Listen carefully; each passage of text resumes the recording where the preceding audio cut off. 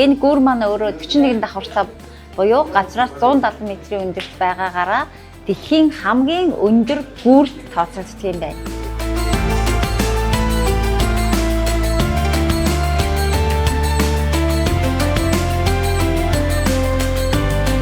Гадаад улсын албан ёсны шашин бол исламын шашин байгаа. Оо бүр цэсэг мэсгийн идчих юм уу?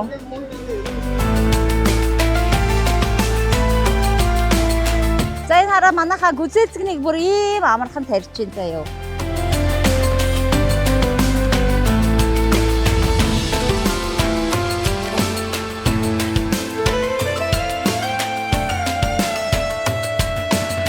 Mongolia! Wow! Yes! Genghis Khan cooking. Oh yeah! It's a very great. Welcome to Malaysia. Малайз улсаар аялах аялал маань энхүү эндээс эхэлж байна.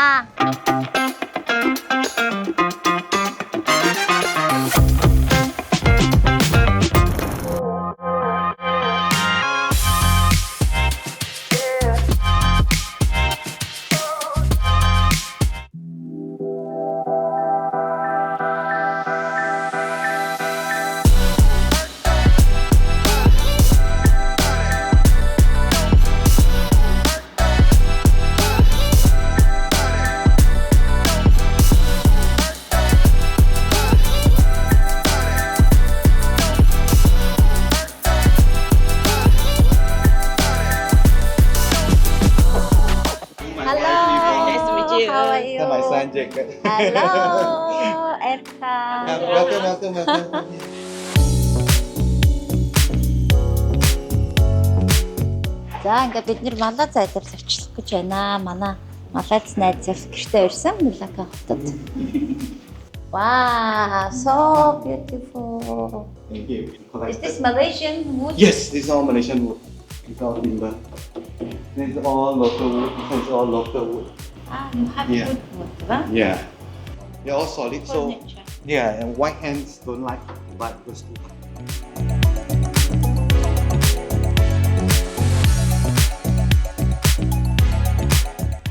Манай найз ингээд фото зураг This авдаг. is Mongolia. Тэгээд энэ Монголд очихдаа энэ Монголын Yeah. хэрэгжийн хөндийн зураг авсан.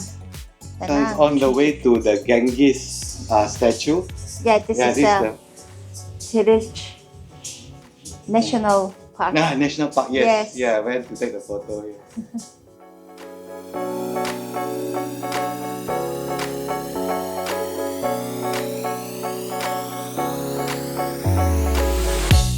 This is my father-in-law, Ah. Mr. Lau. This is Erika. She's from Mongolia. Nice Hello. meeting you. After- Nice meeting you. Yeah. It is a golf Yes, also. this is a golf course. Oh, it's nice to live in the golf. This is my mother-in-law, Karen. This is Erika. Oh, hello. Nice to meet you. Малайзын үндэсний өглөөний цай. Ингээд ийм гоё хэлбэртэй хийдэг юм байна. Ясныхны хэлбэртэй.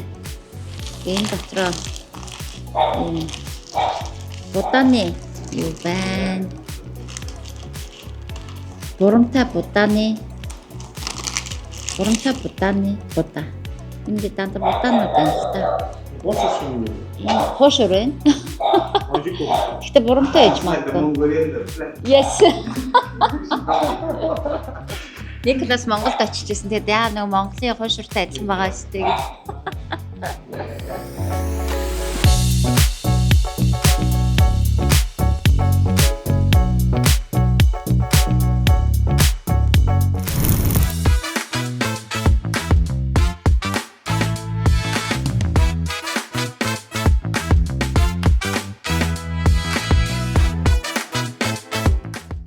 За Мулака хотын гудамжинд зогсож байна. Тэгээ Мулака хот бол ЮНЕСКОгийн соёлын өвд бүртгэгдсэн маш олон үндэстэн ясны одоо суурин газар юм байна. Тэгээд энэ манай Малайзын үндэсний хувцас байна. Тэгээд энд маш их жуулчид ирдэг учраас бас ингээд үндэснийхээ хувцсыг түрээслүүлдэг ийм үйлчлэгээтэй юм байна. Тэгээд үнэхээр гоё юм гар хатгамлаар хийсэн маш үзэсгэлэнтэй үндэсний хувцастай юм байна. Мелака хотод нөгөө Малакагийн хоолой дээр байрладаг одоо стратегийн маш чухал байршилтай ийм хот учраас ер нь Европынхан энэ хаваар ирэхдээ хамгийн түрүүн энэ Мелака хотыг л эзэлж авдаг юм байна. Тэгээ анх 1500-аад онд Португалчууд ирж анх эзлэн авсан тэр үед уг нь султантай байсан юм байлээ. Тэгээд султан нь бараг хөөж явуулаад султаных нь ордонгийн нураагаад ингээд Португалчуудын харьяанд орсон юм байна. За Португалчуудын дараагаар бол Голландууд ирсэн байлээ. Тэгээ Голланд, Португал хоёр бас яг энэ Мелака хотын төлөө тулалдаан дайн хийгээд тэгээд Голландууд ялаад Португалчуудыг хөөж явуулсан юм байна. За тэрний дараагаар бол англичууд ирсэн юм байна. Тэгээд англичууд Голландууд хоорондоо гэрээ байгуулад энэ хавийн газар нутгаа хувааж аваад гэрээ байгуулад тэгээ 1800-аад оноос хойш дандаа британчуудын харьяанд байсан. 1942 он хүртэл бол британчуудын харьяанд байсан. Тэгээд энэ хот тийм олон соёл иргэншлийн ард одоо үлдсэн учраас 4-5 улсын соёл иргэншлийг энэчнээ багтаасан. Одоо энэ бол бидний зогсож байгаа хэсэг бол Дач буюу Голландын гудамж юм байна. Тэгээ яг ингээд хэрэг хүмүүс Голландд очиж үзсэн бол Голланд бас л яг ийм жижигхэн уртаашаа маш урт уртын байшингуудтай байдаг. Яг тэр стилээр баригдсан ийм гудамж байна. Одоо ингээд тэгээд Португалийн гудамж руу явъя.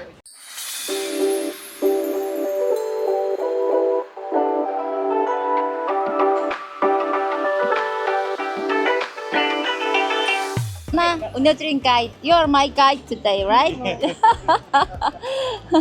How old are you? 12. You're a horse here. Yeah. Okay, let's go. Let's go, my guide. Guide me.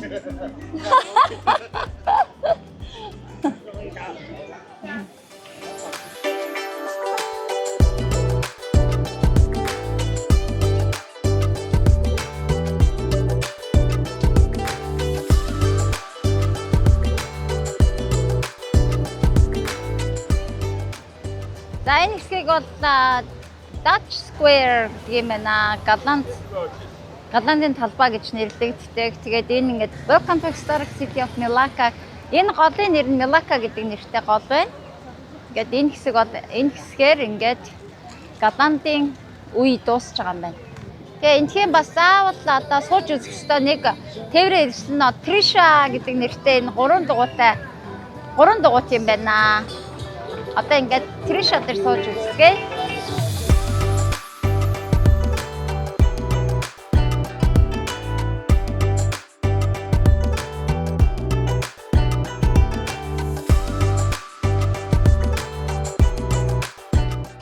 За Португалчууд хамгийн анх энэ Мелакаг эзэлж аваад тэгээд яг энэ цайзыг бол анх барьсан байна л да. Тэгээ яг миний зогсож байгаа энэ газар чинь далаа байсан юм байна.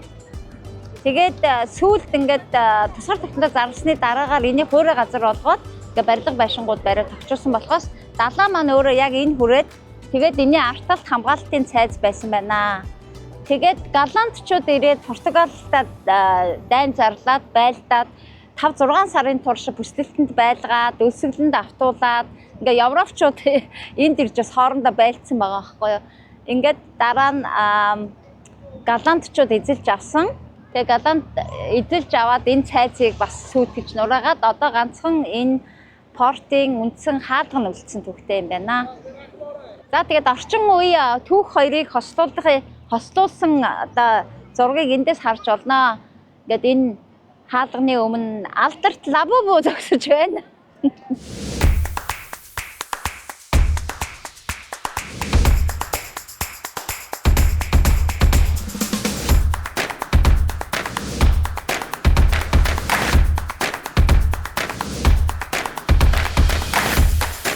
За ингээ Португалчууд анх ирэхдээ яг энэ усан онгоцоор ирсэн байна. Тэгээд 100 гаруй юм усан онгоцтой анх ирсэн байх шүү.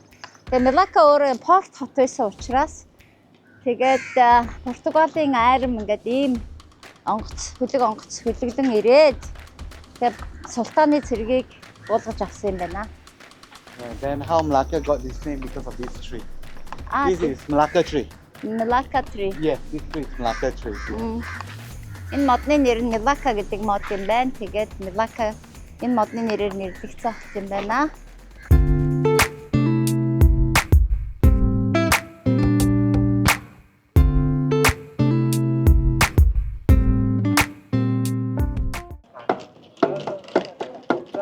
Монгол үж гэсэн. Very beautiful. From China. From Mongolia. Mongolia. Wow. Yes. Genghis Khan. Oh, yeah. It's a very great people, huh? All from Yes, Mongolia. yes. Welcome to Malacca. Wow. Thank you. Чингис хаан Худлай хааныг мэдчихэж штэ энэ хүн. We read about Genghis Khan, Kublai Khan, very great. Э. Many years ago. Okay, welcome to Malacca. Huh?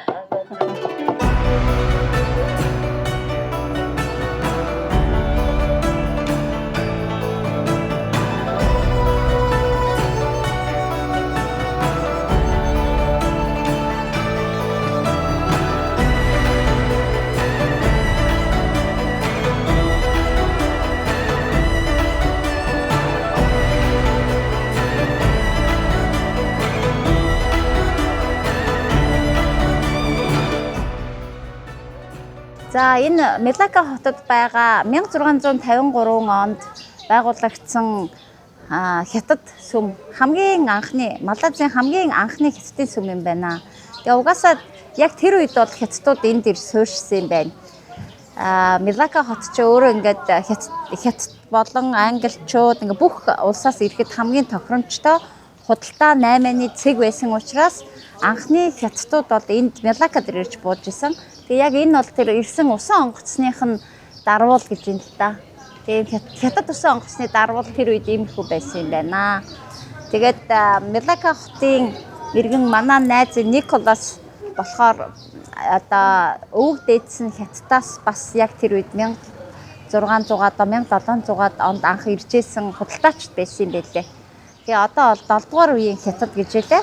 Өөрөө бол хятад хэл мэдтгүү, хүүхдүүд нь ч хятад хэл мэдтгүү. Ер нь бол Малайзад ингээд суурьшсан хятадууд бол ерөнхийдөө бас зарим нь хэлээ мэдэхгүй ингээд өөр уд маань ингээд явж идэг юм байна.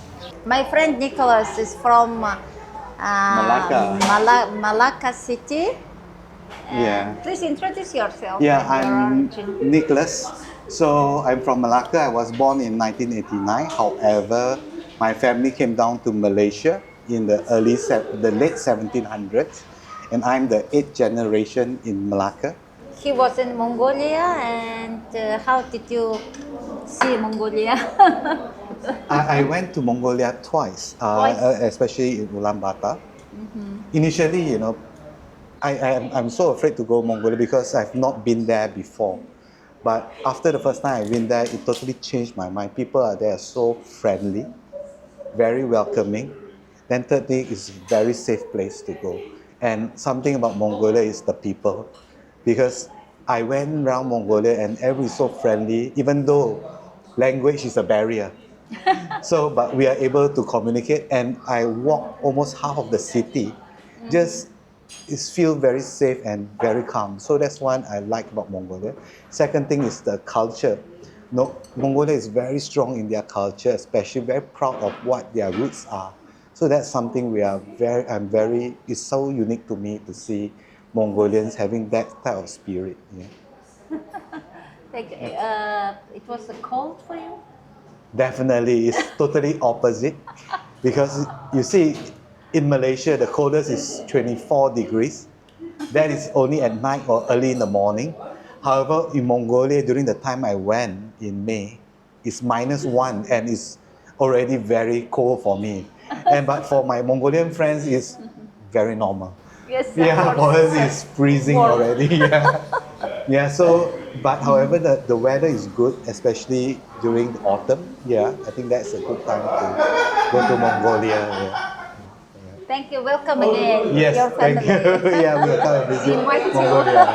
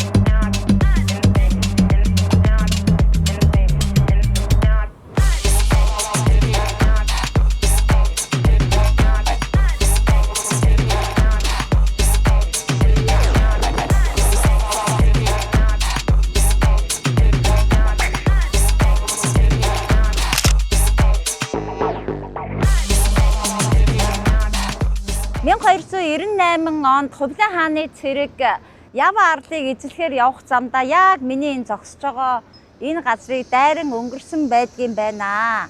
Ер нь альва очин улс орон болгонд одоо Монголын төвтэй хэрхэн холбогддгийг судалж үзэх юм бол заавал нэг сэжүүр гарч ирдэг юм аа. Яг одоо би Малайн хойг дээр Малаз улсын нийслэл Куала Лумпур хотын төв талбай дээр зогсож байна. За яагаад Ява арлыг эзлэхээр одоо Хувлаа хаан цэрэг явуулсан бэ гэвэл Ява арл гэдэг маань Индонез улс байгаа. Одоогийн Индонез улсын одоо Жакарта хотын байрладаг томоохон арал байгаа штэ. Тэгэд одоо 750 жилийн өмнө Ява арлын Султан хаан руу Монголын элч төлөөлөгч очсон байна л да. Ингээд одоо их Юан улсад одоо татвар төлөхийг шаардсан юм байна. Тухайн үедээ тэр султан бол их тэнэг үйлдэл хийсэн. Яагаад гэвэл манай Монголын татвар шаардаж очисон элчийг нүрийг нь халуун галаар түлээд хоёр чихийг нь тастаад ингээ буцаагаад хөөж явуулсан байгаа. Тийм учраас одоо Хувлаа хаан маань Ява арал руу цэрэг илгээсэн. За тухайн үедээ бол 1000 усан онгоцтой 30,000 цэрэгийг Монголын жанжин, Уйгур жанжин, Хятад жанжин гэсэн юм 3 жанжингаар ахлуулан ийшээ илгээсэн байдгийн байна. Ява арлыг бол маш хурдан хугацаанд эзэлж авсан. За Ява арлын тэр үеийн нөгөө Султан хааны хүргэн одоо манай цэргүүдэд бас туслалцаа үзүүлээд бид нар одоо татвараа төлөё, ингээд хамтрая гэдээ ингээд хэлжсэн юм байна. Тэгээд нэг чөлөө аваа явсан гэж байгаа байхгүй юу? За би нутагтаа очиод ингээд бэлэг хадаг, Хувлаа хаанд өгөх бэлэг хадгаа бэлдээд ирья гэж хэлээд ингээд нутаг руугаа явсан. Тэгээ нутаг руугаа очиод тэнцэний цэрэг бөөгнүүлээд манай Монголын цэргийг эргэж дайрч одоо Ява арал дээрээс буцаан хөөж байсан юм төвхтэй юм байлээ. Ява арлын тулдаан бол Хувлаа хааны далаад хийсэн хамгийн сүүлчийн тулаан, хамгийн сүүлчийн байлдан дагуулалт гэж нэрлэгддэг юм байлээ. Ер нь бол энэ тухайн үед их Юан гүрэн одоо Хувлаа хааны үед бол энэ хавийн нутаг орнууд Монголын эзэнт гүрнийг хүлээн зөвшөөрөөд татвар төлдөг байсан. Наашаа бол одоо Монголын цэргүүд ирж байлдан дагуулах шаардлага тэр үед гардаггүй. Яагаад гэхээр угаасаа одоо Монгол цэрэг ирэх юм бол бид одоо эзлэгдэн гэдгээ мэддэг учраас дипломат харилцаагаар одоо монголчуудад одоо татвар төлөё. Бид нар одоо цэрэг битгий илгээгээрээ гэх байдлаар энэ асуудлаа шийддэг гэсэн учраас энэ хавийн нутаг дэвсгэр бол Монголын байлдан дагуулалтын хөлд өртөөгүй үлдсэн юм байна.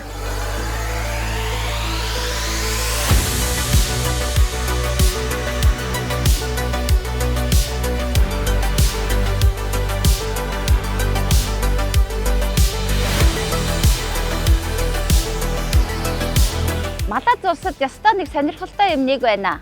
Энэ бол Digital Nomads Visa. За энэ юу гэсэн үг вэ гэхээр би жишээ татъя л да. Жишээ нь манай компанид ажилладаг IT-ийн мэрэгчлэнүүд ерөөсөд царай нь харагддаггүй шүү дээ. Яг хаанаас ажиллаа хийгээд байгаа бүү мэдтэй ослохгүй л ажиллаа хийж байдаг. Тэгэхээр иймэрхүү хүмүүст зориулсан тусгай Малазын виз байдгийн байна. За энэ виз ямар учиртай вэ гэхээр одоо IT-ийн мэрэгчлэнүүд эсвэл алсын занаас ажиллах боломжит мэрэгчлэнүүд 3 сараас 12 сар хүртэл Малаз улсад амьдрах эрхтэй. Дахиад 1 жилээр тэрийгээ бас сунгаж болно.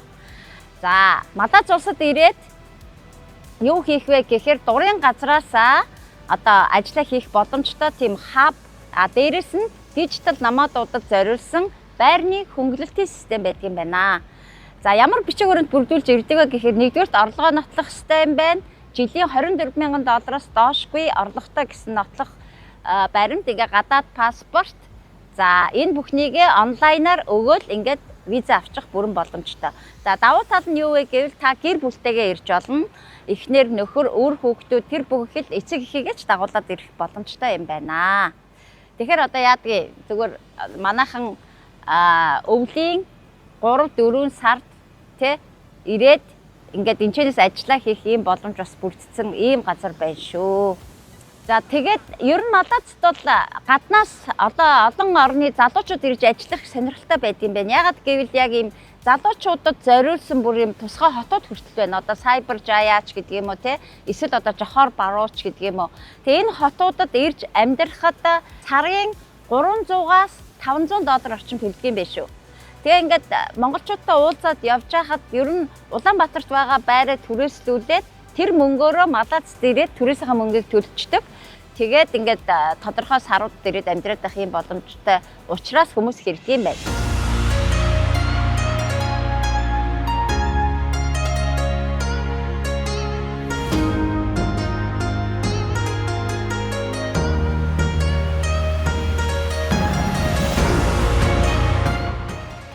За Куала Лумпураас нэг 70-80 км давхиад энэ Малакагийн хоолой дээр ирсэн байна.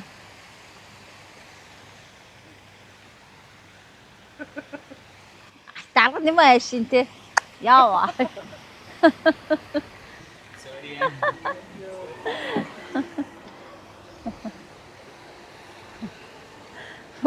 Муштара гэсэн утгах нь.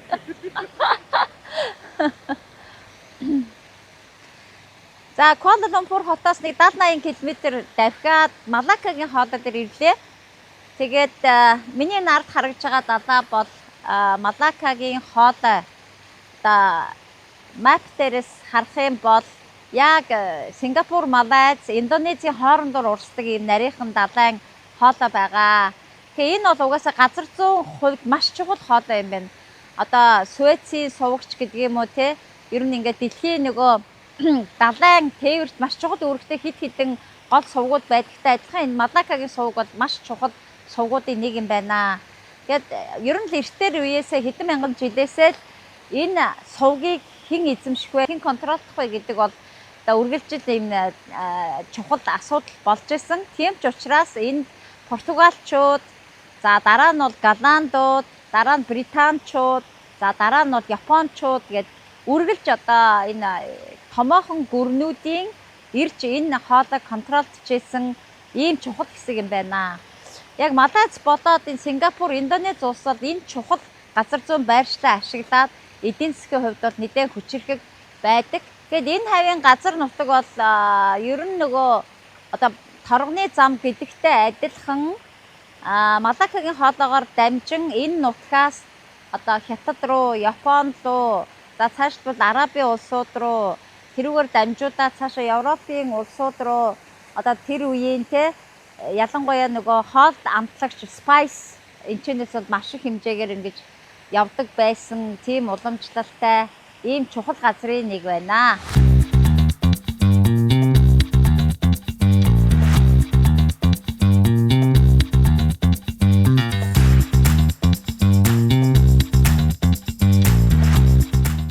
За бид Малайз улсын Cyberjaya хотод ирсэн байна.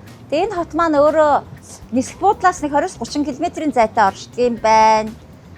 Putrajaya гэдэг яг ингээд засгийн газар байрладаг хоттойгоо зэрэгцээ оршдог юм байна.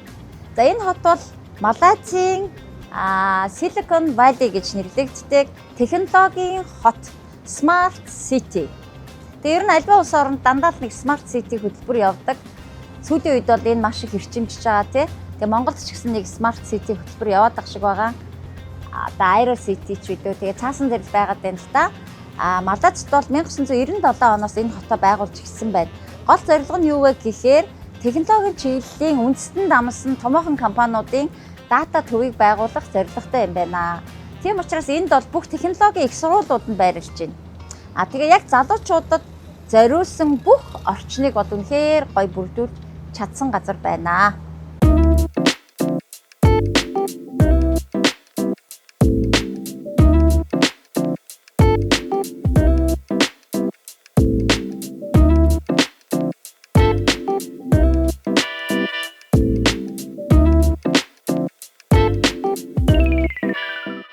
За энэ Куала Лумпур хотын төвд ийм гоё нуур байна. Энэ нуур бол хиймэл нуур юм байна. Тэгээ цагаан туглагны уурхай байсан юм байна энд. Тэгээ айл 1850 хэдэн оноос одоо Английн колони байхдаа энд цагаан туглаг олборлж исэн. Тэгээ ууг нь бол эн чинь ингээд битүү ширэнгэн ой байсан юм байна. Тэгээ цагаан туглаг олборлж эхлээд тэгээ энд бол ингээ уурхайчдын жижигхэн тосхон үүсээд тэгээ тэндээсээ энэ Куала Лумпур хотын эхлэл анх тавигдсан түүхтэй ийм газар юм байна. Тэгээ ер нь бол том улсын колони байна гэдэг чинь тухайн улсынхаа байгалийн баялагийг л одоо цөлнөөл гэсэн үг шүү дээ. Тэгээд 1850 хэдэн оноос ахуулаад ингээ 1950 хэдэн он хүртэл одоо колони улс байсан. Тэгэд энд уурхай гаргаж явах тэр үед бол анх хятадууд ирж исэн юм байна.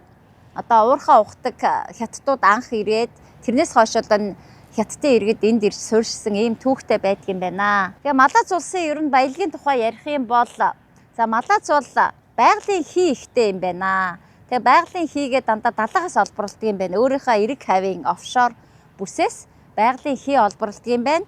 Тэгээ ер нь байгалийн хийгээрээ Японы нийт эрчим хүчний 30% хангадаг юм байна. Дээрээс нь хавь ойрхоо Сингапур, Индонез гэх мэтлэн энэ улсуудад бас байгалийн хийгээ экспортлдог. Ер нь байгалийн хий нөөцтэй тэрүүгээр маш одоо бас л хөгжилдөө нэлээд хувь нэмэр оруулдаг ийм улс юм байна. Тэгээ байгалийн хийг нь бол төрийн өмчөд Petronas гэдэг компани эзэмшдэг. Тэгээ тэр Petronas компани одоо жишээлбэл нөгөө Petronas Twin Tower-ыг бас эзэмшдэг. Тэгээ тийм төрийн өмчөд компани нь байгалийн хийгээ олборлдог юм байна. За дараачийн нэг том экспорт нь бол дал модны тос байна. Тэгээ энэ хавийн дал модны тос бол ер нь дэлхийн дал модны тосны бас нэлээдгүй хэсгийг экспортлж гаргадаг юм байна. Ер нь дал модны тосоор юу хийдэг юм болоо гэдээ ингээд судлаад үзсэн чинь ер нь бүх төрлийн гоо сайхны бараа, за дээрэс нь ингээд бид нар нөгөө наран цэцгийн тос хүнсэндээ хэрэгэлдэгтэй адилхан дал модны тосыг бас нэлээд хүнсэнд хэрэгэлдэг юм байна. За тэгээд саван, гоо сайхан одоо юу гэдгийг одоо түлш хүртэл хийдэг юм байна шүү дээ. Тэгээд сүүлийн үед бол ер нь энэ халуун орны ойг нэлээд сүйтгэж байна гэдэг утгаараа энэ дал модны тосны үйлдвэрлэлийг бол нэлээд хэсэргүүцдэг юм байна. Тэгээд байгаль орчинд ээлтэй дал модны тосны үйлдвэрлэлд эрхлэнэ гэсэн ийм зорилт тавиад явж байгаа юм байна.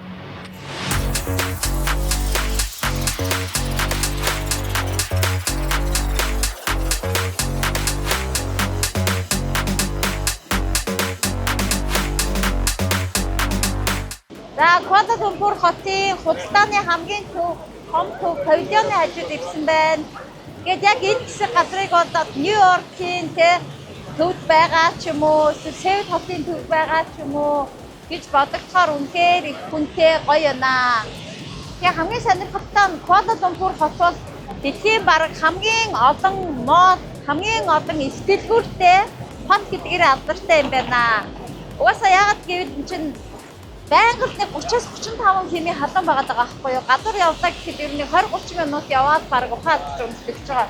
Тийм учраас хүмүүс яадаг вэ гэхээр нэг мод руу ороод, нэг модоос гараад, дараагийн мод руу ороод ингэж явдаг юм байна. Хамгийн их молтой Куала Лумпураар айдараа.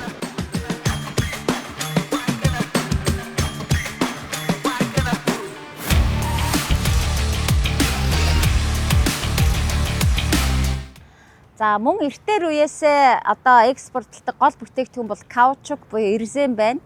Тэгээ ер нь дэлхий дээр одоо машин үйлдвэрлэж эхэлснээс хойш машины дугуй гэдэг бол асар хэмжээний эрзэнийг хэрэглэдэг учраас энэ Малаз улс бол ер нь дугуйны эрзэний ихэнх хувийг одоо экспортлдог ийм улс юм байна. За дээрэс нь одоо эмнэлгийн бэлгийн топ улс гэж нэрлэдэг л дээ. Топ клуб гэж эмнэлгийн бэлийн үйлдвэрлэдэг эрзэн юм байлээ. Үйлдвэрлэдэг одоо үйлдвэрлэгчтэй жишээлбэл манай компани харилцдаг. Тэгээд одоо та нар санаж байгаа бол ковидын үед үнэхээр тэр эмнэлгийн эрзэн юм байлээ маш их өндөр хэрэгцээтэй болоод ялангуяа Малаз улсаар тэр ковидын эдийн засгийн хямралыг бол одоо эмнэлгийн бэлгийнхаа үйлдвэрлэлийг нөхсөн гэж штэ. Бүр хаасаагүй бэлий олдохгүй үнэхээр хүнд байдалд орж исэн. За дээрэс нь Малазын эдийн засгийн нэг чухал зүйл бол өөрөөсөө бас машина үйлдвэрлэдэг юм байна. Proton гэдэг нэртэй машин үйлдвэрлэж байна. Тэгээ анхныхаа машиныг бол Японы Mitsubishi компанитай хамтарч гаргаж ирсэн юм байлээ. Одоо бол Хятадын Geely үйлдвэр энэ Proton машиныхны үйлдвэрийн 49.9% хувьцааг худалдаж аваад ингээд Geely-тэй хамтраад ингээд цахилгаан машин үйлдвэрлэлээрээ бас өмнөд Азийн орнуудын нэг номерын үйлдвэрлэгч болох зорилго тавиад ингээд ажиллаж байгаа юм байна. Тэгээ эндээс харахад бол ер нь Малазийн эдийн засаг бол их том эдийн засагтай. За дотоодын нийт бүтээгдэхүүн нь Монгол улсын дотоодын нийт бүтээгдэхүүнээс 2 дахин илүү. Тэгээд ер нь хөгжлийнхаа бас нэлээд өндөр түвшинд явж байгаа ийм улс орн байна.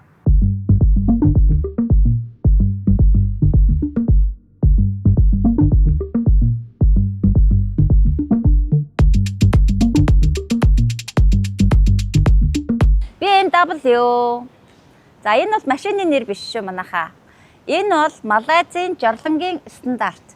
2026 оныг Малайзын засгийн газраас Visit Malaysia буюу Малайзад тавтаа морил гэдэг жил болгож байгаа юм байна. Өөрөөр хэлбэл одоо дэлхийн нийтээрээ манай Малайз улсад аялна уу гэдэг ийм ураа дэвшүүлж байгаа юм байна.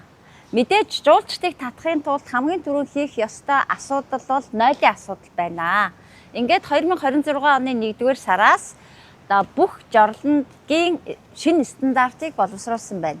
За BMW гэдэг нь юу гэсэн үг вэ гэвэл B гэдэг нь цэвэр цэмцгэр орчин. M гэдэг нь маш сайхан тогтчлт. За W гэдэг нь сайхан үнэртэй байх гэсэн энэ гурван зүйлийг илэрхийлж байгаа юм байна. Дээрэс нь бүх жорлонгоо одоор үнэлдэг. Хэрвээ 5 одтой жорлон гэвэл BMW стандартыг 100% хангасан байх ёстой гэсэн үг юм байна. Мэдээж одоо жуулчдаас авсан судалгаагаар хамгийн түрүү Малайз улс юугаа сайжруулах ёстой вэ гэж үзэхээр нойлын асуудал чи хэцүү вэ шүү гэдэг ийм судалгаа гарсан юм байна. Тэгэхээр манай улс ч гэсэн 2026 оныг жуулчдыг хүлээж авах улс болгож байгаа бол хамгийн эхлээд нойлынхаа асуудлыг шийдэх хэрэгтэй юм байна шүү.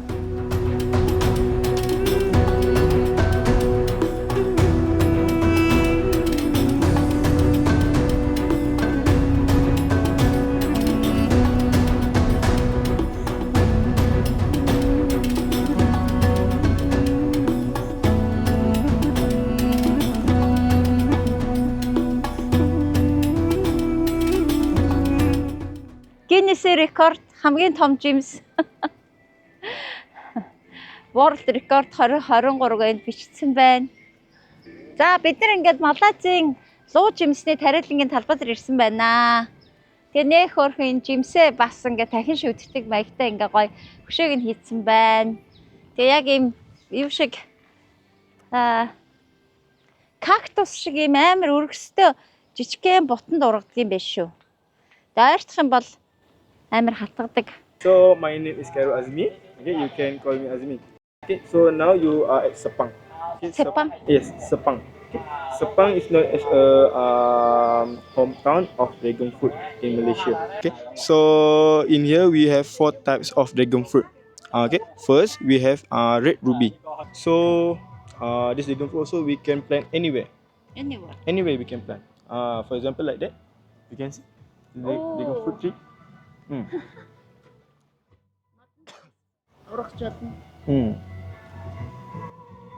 So I don't know why they can grow at there. Maybe bird think that the bird eat dragon fruit and they eat at there. maybe I think Yes. maybe Хармагчин идээд модон дээр гараад баагаад баасан байсан өрн модон дээр орсон байна гинэ.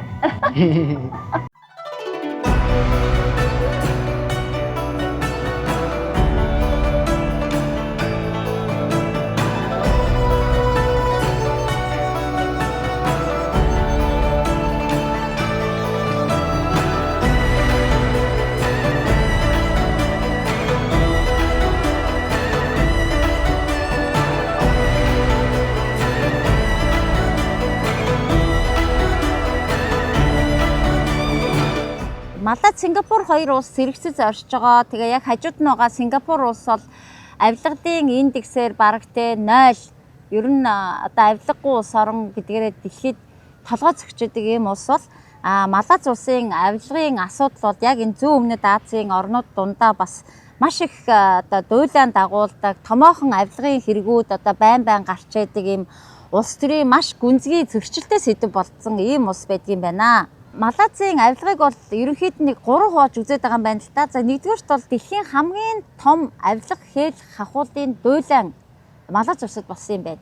За энэ юу вэ гэхээр нэг MDB гэдэг нэртэй хэрэг байдаг юм байна л да. Malaysia Development Berhad гэдэг нэртэй. За энэ бол нөгөө л Najib Razak-ийн байгуулсан засгийн газрын хөрөнгө оруулалтын сангаас 4.5 тэрбум гаруй $1 алга болсон гэж байгаа байхгүй юу. За төсвийнхаа мөнгнөөс 4.5 тэрбум $1 хулгайлаад тэгээ юу хийсэн бэ гэсэн чинь Холливуудын кино санхүүжсэн байна. Хэрвээ та нар мэдж байгаа бол The Wolf of Wall Street гэдэг гоё кино байдаг да. Тэр чинь энэ Najib Razak-ийн засгийн газраас санхүүжүүлсэн байдаг юм байна.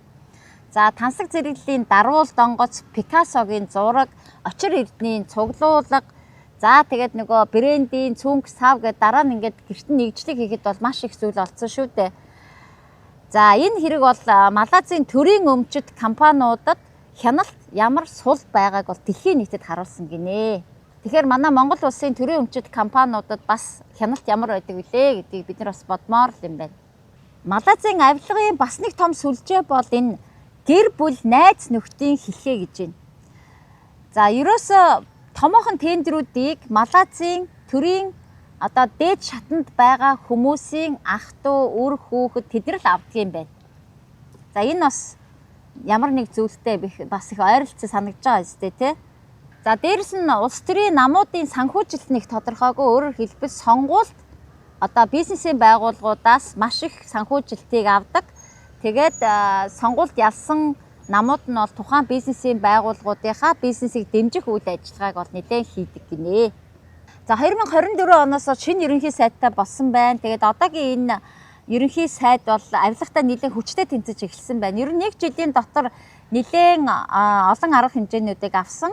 За хамгийн том зүйл бол том загаснуудыг барих ажиллагаа гэж хийж байгаа юм байна. Өөрөөр хэлбэл нөгөө одоо ерөөсө халдашгүй мэт байсан маш нөлөө бүхүү хүмүүсийг шалгаж эхэлсэн Малайзийн эдийн засгийн архитектор гэгдэг тэр бомтон сангийн сайд асан хүнийг одоо шалгаж эхэлсэн байна.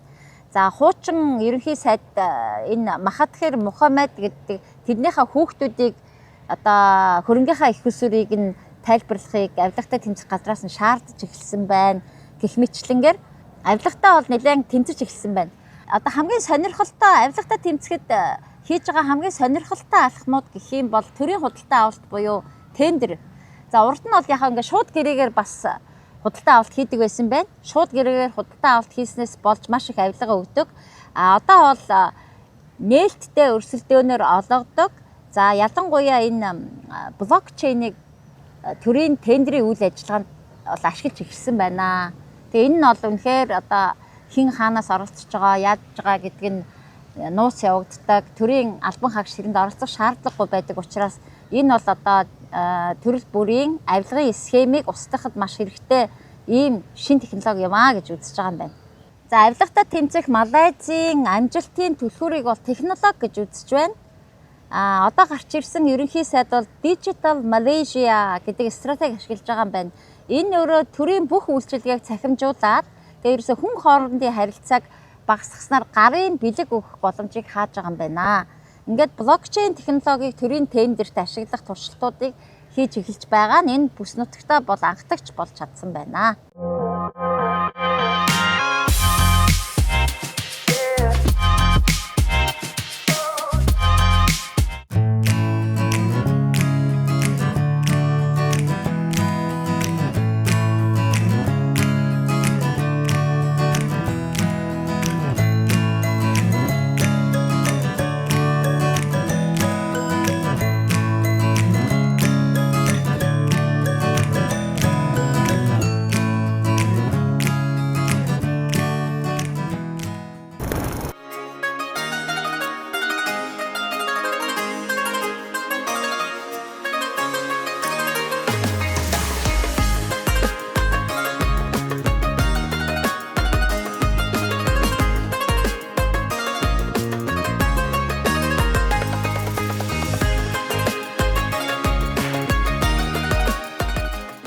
Бид яг ингээ Монгол маягаар бүгдээр нэг нэгийг үлдээчих тий бүх юм дотор нь. In Mongolia, for dumplings, we always left one. Oh, Serious? I don't know. It's like very shy. no one, shy Shy. to take the last Turn ones. off the light. Ah, When they turn off the light, someone says, "Hey!" And then, because he with the hand, grabbing with the hand. say we need to invite. Yeah, okay. Anujin, please. Take for you. For you. No, left one.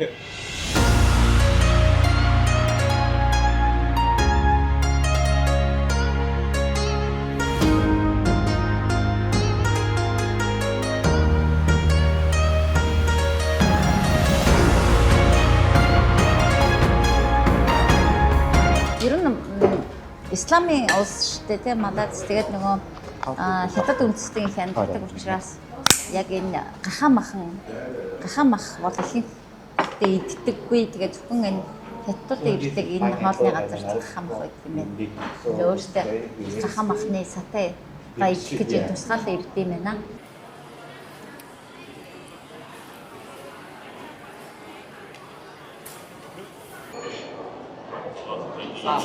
Малайзын хоолны газар нь ерөөсө хутга байхгүй. Тэгээд би одоо яг энийг яаж хийх учраа олохгүй байна.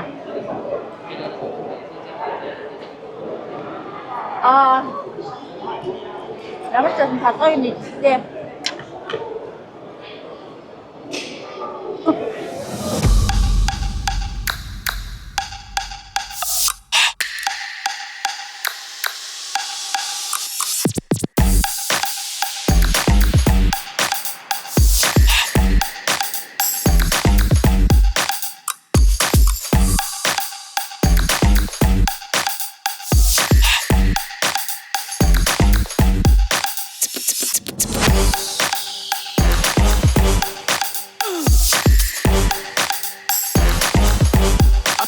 Come on.